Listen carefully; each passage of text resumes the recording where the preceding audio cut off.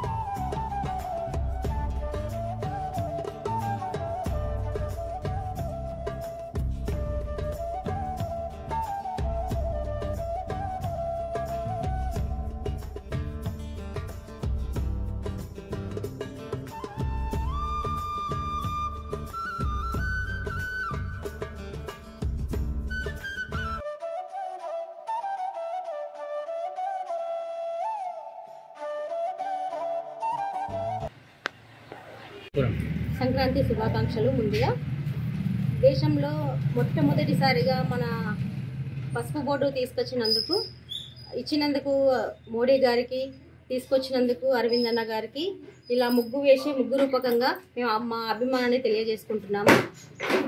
ఇందుకు పసుపు బోర్డు తీసుకొచ్చినందుకు గాను ధన్యవాదాలు తెలియజేసుకుంటున్నాము. అరవింద్ అన్న గారికి కృతజ్ఞతలు.